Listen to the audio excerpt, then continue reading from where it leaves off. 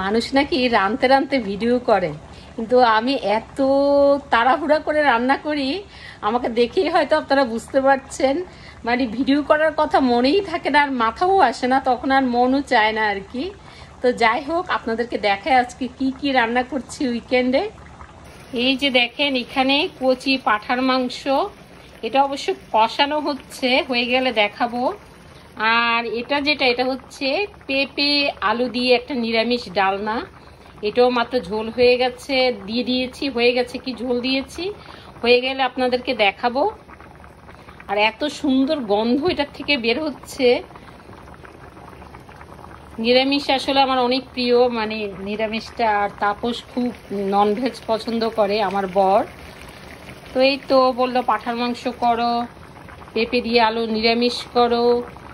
আরেকটা আছে, আমি ওভেনে ঢুকিয়ে রাখি আসলে ঠান্ডা না হওয়ার জন্য, সেটা আপনাদেরকে দেখাই।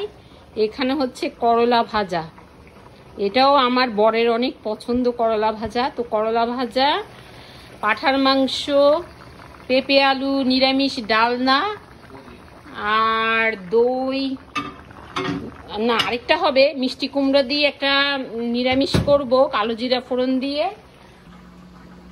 আরেকটা জিনিস আপনাদেরকে দেখাই আমি, দাঁড়ান, এক হাত দিয়ে ভিডিও কি করা যায়।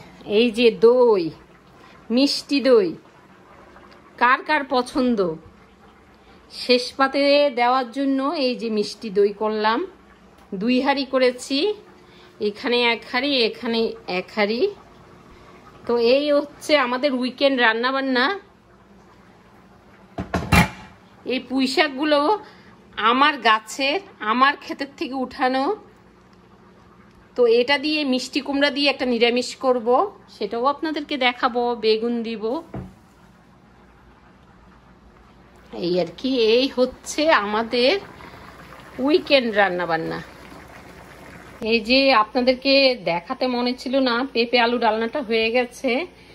এই যে এখন বসিয়েছি এই যে মিষ্টি কুমড়া দিয়ে, এই যে বরবটি, বেগুন, আলু টালু দিয়ে। আর আমার গাছে অল্প কয়টা পুঁই শাক হয়েছে, সে পুঁই শাকটা নামমাত্র, মানে 10-12টা পাতা, এটা দিয়ে এই নিরামিষ সবজি। আর কাঁঠালের বিচিও দিয়েছি।